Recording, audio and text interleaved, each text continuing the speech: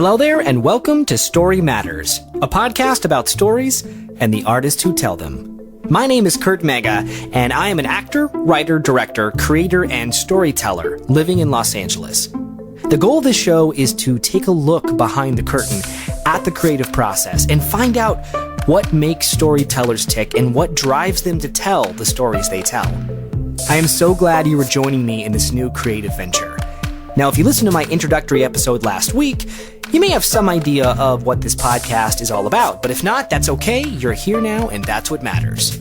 But hey, if you have a chance, go back, take a listen, and be sure to subscribe and follow us on all of our platforms: iTunes, SoundCloud, Stitcher, Facebook, Twitter, and many more platforms coming soon. Now, I'm excited to also announce today the launch of the Story Matters Patreon page. If you like what I'm doing with this show, go check out the Patreon page at patreon.com/storymatters, where you can directly support the show and help it grow into something really special. That's patreon.com/storymatters. And I'll include links to all of our platforms in the show notes below. And last but not least, if you like what I'm doing with the show, please leave a show review on iTunes. Your feedback and your comments really help, and hey, it would mean a lot to me. Now, today's guest is one of the best people I know, truly. He was one of the first people I met on the set of Glee over 6 years ago, which is really crazy to think that it's been that long already. I remember the first thing I said to him was I thought his shoes were really cool, and trust me, they were. Now, I've had the honor of being his friend ever since and seeing him grow from warbler to rock star. Now, he's one of the hardest working and truly most humble people I know. They say that success in this industry changes you, and that may be true for some, if not many, but not with him. He has stayed kind and generous through it all, and I have loved seeing him step into the spotlight and find the success that not only he deserves, but he also shares so willingly with others. In fact, this episode coming into existence is a direct result of his drive to get things made and follow through. I texted him maybe a month ago, and I asked him if he'd want to be my first guest on this theoretical show that I wanted to make, and he immediately said, "Yes, I'm in." Of course, I got apathetic. I dropped the ball. I got busy, blah, blah, blah. And he texted me out of the blue and said, "Hey, man, when are we doing it? Let's make it happen." So he is directly responsible for this podcast coming into existence and actually getting off the ground. Now, you may know him as Jeff the Warbler or the bass-slapping rock god of R5, but I know him simply as my friend, Riker Lynch. And I got to sit down with him at his home in December, and I hope you'll enjoy listening to this episode as much as I enjoyed recording it.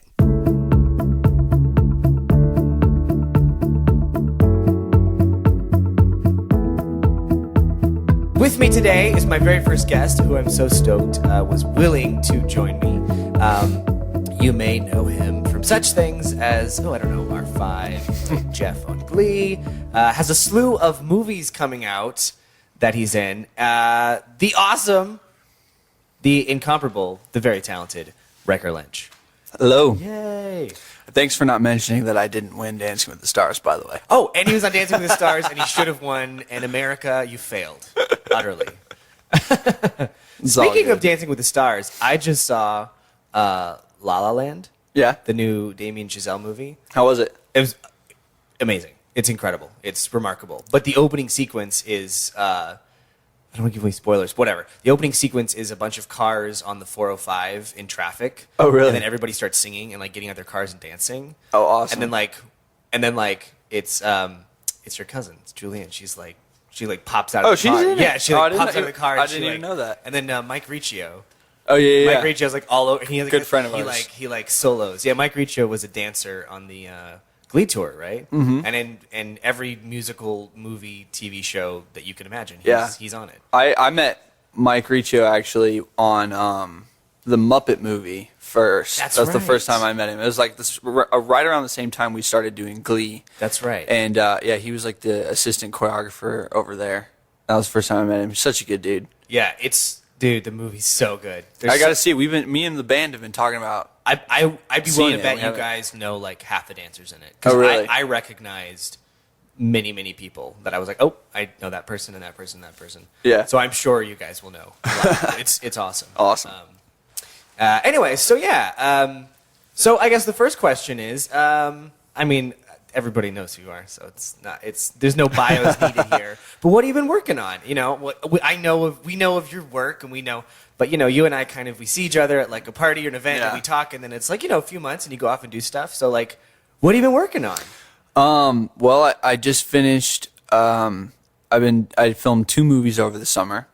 I filmed a high school comedy where I play, the movie's called Colossal Youth, and I play a character named Greg Randall, and he's sort of like the loose cannon, the ringleader of like the group of friends.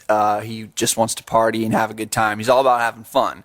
And so it was a really fun character to play because I just got to go wild, pretty much. Did you guys shoot that in Texas? Yeah. Is that the one? Yeah, That's San awesome. Antonio, Texas. Such a fun. It was so freaking hot. It was just humid, and we were like It's outside, miserable. and there's a funeral scene, so we're all in like suits, and it was just blazing hot. It was insane.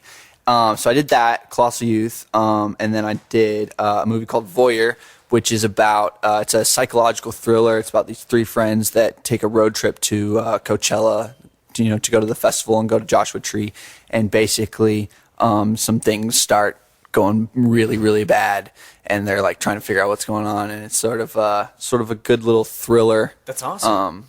Is there a timetable for release, or do you not know? I believe both films were submitted to South by Southwest, so we will see what happens there. And other than that, R5 and I have been working on album number 3. So we got a bunch of songs ready. We had our A&R over from our label to listen to the songs, and it's just at this point it's just a matter of sort of. We are premiering a song today. No, we're not doing that. We could. I have a demo on my phone actually of what I think is probably going to be the first single. That's awesome. But yeah, we're just in the middle of sort of the tail end. We of the writing, and then basically it'll just be record drums and vocals, because nowadays everything can be done. Literally the boys are next door. We're in my house in California. It's a beautiful home. And next door is our studio in the guest house. So they're literally in there right now writing the third album. If you listen really closely, if you turn it really up, we can leak this album way early. But yeah,